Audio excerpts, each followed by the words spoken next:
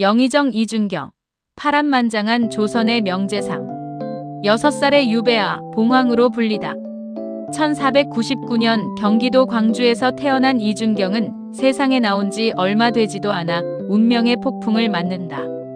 그의 나이 불과 6살이던 1504년 연산군의 갑자사화가 조정을 휩쓸었다. 할아버지 이세좌가 패비윤 씨에게 사약을 전달했다는 죄목으로 처형당하고 아버지마저 연좌되어 목숨을 잃었다. 하루아침에 고아가 된 6살 이준경은 1살 위의 형 이윤경과 함께 충청도 괴산 땅으로 귀향을 떠났다. 그러나 역사는 아이러니하다. 불과 2년 후인 1506년 중종 반정이 일어나 연산군이 쫓겨나고 두 형제는 귀양에서 풀려났다. 외할아버지 신승연의 집에 의탁한 두 아이를 보며 외할아버지는 탄복하여 딸에게 말했다. 이 아이들은 봉황과 기린이다. 장차 세상에 이름을 떨칠 것이니 잘 키워라. 홀어머니 신씨 부인은 아들들에게 밤마다 효경과 대학을 입으로 외워 들려주며 말했다. 과부의 자식이라 남들이 사귀려 하지 않는다. 그러니 너희는 남들보다 10배 더 공부해라. 이준경은 어머니의 그 말을 평생의 좌우명으로 삼았다. 17, 18살이 되자 이미 행동이 법도에 맞고 덕망이 넘쳐 당대 최고의 정승. 정광필과 김한국이 그를 주목하며 크게 기대를 걸었다. 죽다가 살아난 아이가 봉황으로 날개를 펴기 시작한 것이다. 직언의 대가, 파직 또 파직. 1531년 33살의 이준경은 식년시 문과에 을과로 합격해 벼슬길에 올랐다. 그런데 벼슬을 시작하자마자 그의 발목을 잡은 것은 다름 아닌 그의 곧은 입이었다. 이듬해인 1532년 이준경은 권신 김한로와 허항의 눈밖에 나 첫 번째 파직을 당한다. 복직되자마자 그는 또 경연장에서 직언을 서슴지 않았다. 억울하게 귀양 간 자가 많으니 풀어주어 천재지변에 대응함이 마땅합니다. 기묘사화 연루자들의 억울함을 호소한 것이다. 그러자 대간들이 들고 일어났다.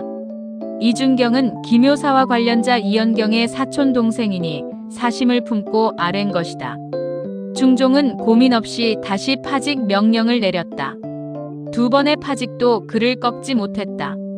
1537년에 복직되어 승승장구하는 듯했으나 이번엔 더 강력한 적이 기다리고 있었다. 당대 최고의 실력자였던 영의정 이기였다. 이기는 무인들로부터 뇌물을 받아 요직에 앉히는 일을 관행처럼 해왔는데 병조 판서가 된 이준경이 이를 단칼에 거절했다. 이기는 앙심을 품고 이준경을 무고했고 결국 이준경은 충청도 보은현으로 유배를 떠나야 했다. 흥미로운 것은 이준경이 살아남은 배경이다. 당시 실록은 이렇게 전한다. 이무강이 이준경을 기어이 죽이려 했으나 윤원영이 큰 소리로 물리쳤다. 한때 이준경 형제가 윤원영을 일방적으로 몰아붙이는 것을 막아준 적이 있었는데 윤원영이 그 은혜를 잊지 않은 것이다. 적을 만들지 않은 것이 아니라 의리를 저버리지 않은 덕분에 목숨을 건진 것이다. 전쟁터에서도 변방에서도 파직과 유배를 거듭하면서도 이준경은 실력을 쌓았다. 그리고 나라가 위기에 처할 때마다 그는 어김없이 최전선에 섰다. 1553년 함경도에 야인들이 침입했다. 조정은 이준경을 함경도 순변사로 임명했다. 이준경은 단순히 군대를 동원하는 대신 야인 추장들을 직접 불러 담판을 벌였다. 설득과 회유로 침입을 막고 성곽과 보루를 순찰하여 방어 태세를 정비했다. 문인이었지만 무장 못지않은 배짱과 판단력을 보여준 것이다. 그리고 1555년 을묘회란이 터졌다. 왜구들이 전라도 해안을 대거 침략하자 조정은 이준경을 전라도 도순찰사로 임명했다. 60에 가까운 나이임에도 그는 직접 출정하여 왜구를 격퇴하는 데 성공했다. 이 공으로 우찬성으로 승진하고 병조 판서를 겸임했으니 문무를 겸비한 재상의 면모를 만천하에 드러낸 순간이었다. 그러나 그는 공을 탐하지 않았다. 청렴함이 지나쳐 나라에서 청렴근면한 신하를 골라 임금이 궁중잔치를 베풀었을 때 첫째로 뽑혔음에도 병을 핑계로 참석하지 않았다. 아름다운 이름조차 피하고자 했던 것이다. 사람들은 이를 두고 청백함을 넘어선 겸손이라며 감복했다. 그의 청렴함을 가장 잘 보여주는 일화는 따로 있다. 이조 판서로 있을 때 그의 아들이 홍문관 관리 후보 명단에 올라왔다. 이준경은 망설임 없이 그 이름을 지워버리며 말했다. 내 아들이라서 누구보다 그릇이 안 된다는 것을 내가 제일 잘 안다. 이 한마디는 두고두고 후세의 귀감이 되었다. 드라마 같은 왕위 교체의 현장. 1565년, 66년간 권세를 휘두르던 문정왕후가 숨을 거뒀다. 그 뒤를 이어 외척 윤원형의 세력이 무너지자 이준경은 마침내 영의정에 올랐다. 취임하자마자 그는 백관을 이끌고 윤원형을 탄핵해 삭탈관직시키는 통쾌한 첫 포성을 울렸다. 하지만 진짜 드라마는 1567년에 펼쳐진다. 명종이 후계자 없이 위독해진 것이다. 어느 날 밤 임금이 긴급히 이준경을 불렀다. 명종은 이준경의 손을 잡고 눈물을 흘렸고 이준경도 함께 눈물을 흘렸다. 곧 임금은 세상을 떠났다. 후계자가 없었다. 나라 전체가 공황 상태에 빠졌다. 안팎이 술렁이고 흉흉한 소문이 돌았다. 이 순간 이준경은 놀라운 침착함을 발휘했다. 그는 중전을 찾아가 설득하고 계획을 세워 반계혈통인 하성군 이균을 새 임금으로 추대했다. 바로 선조다. 그런데 문제가 또 있었다. 선조는 왕실 밖에서 자란 반계였기에 권위가 약했다. 이준경은 안순왕후에게 수렴청정을 설득했다. 왕실에서 자란 것과 밖에서 자란 것은 다릅니다. 수렴청정으로 왕권의 정통성을 보완한 것이다. 설상가상으로 때마침 명나라 사신단이 국경 근처까지 와 있었다. 조선 왕이 승하했다는 소식을 들은 사신들은 후계자 문제 때문에 서울로 들어오기를 꺼렸다. 그들은 사람을 보내 물었다. 영의정이 어떤 사람이요? 이준경이라는 답을 듣고서야 사신단은 입경했다. 그의 이름 하나가 외교적 위기를 넘긴 것이다. 왕위 교체가 끝난 뒤 공신을 기록하려는 신하들이 있었다. 이준경은 단호히 말했다. 계획은 대궐 안에서 결정된 것이다. 신하가 어찌 관여했다 하겠느냐. 그리고 공훈 기록을 불태우도록 명했다. 왕을 옹립한 공신이 되기를 스스로 거부한 것이다. 억울한 자들을 일으켜 세우다.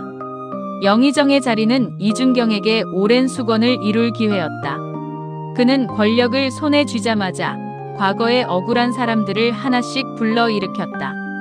가장 먼저 한 일은 조광조의 신원이었다. 기묘사화로 사사된 조광조는 이미 수십 년 전 세상을 떠났지만 그의 이름은 여전히 역적의 낙인이 찍혀 있었다. 이준경은 조광조를 복권시켰다. 그가 처음 벼슬을 시작하던 홍문관. 수찬 시절부터 기묘사화 관련자들의 억울함을 호소하다 파직당했던 것을 생각하면 이 신원은 30년을 기다린 약속의 이행이었다. 을사사화로 귀양 간 사람들도 풀어주었다. 노수신, 유희춘 등 억울하게 수십 년을 유배지에서 보낸 선비들이 드디어 햇빛을 보았다. 이기와 정언각처럼 없는 죄를 만들어 사람을 죽인 자들은 관작을 삭탈했다. 옛 원한과 새 정의가 동시에 처리되는 통쾌한 장면이었다. 거기서 그치지 않았다. 이준경은 김굉필과 조광조를 유학의 성전인 문묘에 종사해야 한다고 주청했다. 비록 당시에는 받아들여지지 않았지만 두 현인의 문묘 종사를 최초로 청한 것이 이준경이었다는 사실은 훗날 역사가들이 높이 평가하는 대목이다. 한편 정몽주의 후손들을 기용하도록 했고 재해가 들면 농민들의 세금을 덜어주도록 건의했다. 권력이 생긴 순간부터 그것을 약자를 위해 쓴 재상이었다. 그에 대한 실록의 평가는 이렇다. 청백하고 강직하여 사론의 칭찬을 받았다. 예언자의 쓴소리, 붕당을 경고하다. 이준경의 말년은 새롭게 떠오르는 신진사림 세력과의 갈등으로 점철되었다. 이 기대승 같은 젊고 패기 넘치는 학자들은 이준경을 구시대의 인물로 보았고 이준경은 그들의 급진적 개혁론에 동조하지 않았다. 두 세력은 자주 충돌했고 이준경은 당대에 상당한 비난을 받았다. 그러나 1572년 이준경이 세상을 떠나면서 남긴 마지막 상소는 그를 단순한 구신이 아닌 예언자로 만들었다. 죽음을 눈앞에 둔 74세 노재상은 선조에게 4가지를 간언하는 유훈 상소를 올렸다. 학문에 힘쓸 것, 신하의 말을 너그럽게 들을 것, 군자와 소인을 분별할 것. 그리고 마지막 4번째, 가장 핵심적인 경고였다. 붕당의 사사로운 주장을 없애야 합니다. 지금 사람들은 자기와 한마디만 맞지 않으면 배척하여 용납하지 않습니다. 허위의 풍조가 생겨나고 있으니 이 폐단을 제거하는 데 힘쓰소서. 이 상소가 올라가자 조정이 발칵 뒤집혔다. 신진사림들은 붕당이 어디 있다는 말이냐, 근거 없는 말로 조정을 어지럽히는 것이라며 이준경의 상소를 맹렬히 규탄했다. 이율곡도 이 상소를 건조무미한 내용으로 일축했다. 그러나 그로부터 얼마 지나지 않아 동인과 서인이 갈라지고 조선 조정은 이후 300년 가까이 당파 싸움의 소용돌이 속에 빠져들었다. 이준경의 경고가 정확히 현실이 된 것이다. 훗날 이 사실을 깨달은 이인은 크게 부끄러워했다고 전해진다. 역사가 뒤늦게 내린 평가. 이준경이 죽자 임금은 3일간 조회를 폐했다. 사신으로 북경을 향하던 판서오상은 부음을 듣고 눈물을 흘리며 시를 지었다. 공적은 나라에 남고 은혜는 백성에 끼쳤으니 끝내 온전한 인물은 홀로 이분뿐이었네. 100년도 못 가서 여러 의론이 정해질 것을 시비소리 어찌 땅속의 몸에까지 미칠 소냐. 당대 학자 이수광은 지봉유설에 이렇게 기록했다. 이준경은 노성한 채통 때문에 후배들과 맞지 않아 당시 사람들에게 거슬리는 경우가 많았다. 죽은 뒤에도 헐뜯는 말이 그치지 않았는데 지금 재상으로서의 업적을 말하면 이준경이 제일이라 한다.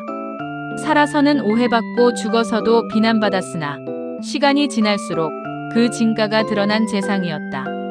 6살에 유배당한 아이가 74세 나라의 앞날을 걱정하며 눈을 감기까지 이준경의 74년 인생은 조선살림의 역사 그 자체였다. 3차례의 파직, 2차례의 유배, 갑자사화 기묘사화을 사사화를 모두 통과하고도 무너지지 않았다. 권력을 쥐고도 탐하지 않았고 공을 세우고도 드러내지 않았으며 죽는 날까지 나라를 걱정했다. 그가 남긴 청백리의 이름, 충정이라는 시호, 그리고 300년을 앞서간 붕당 경고는 오늘날까지도 울림을 준다. 역사 연구자들이 조선의 명재상 5손가락 안에 그를 꼽는 것은 당대의 평가가 아닌 시간이 증명한 결과다.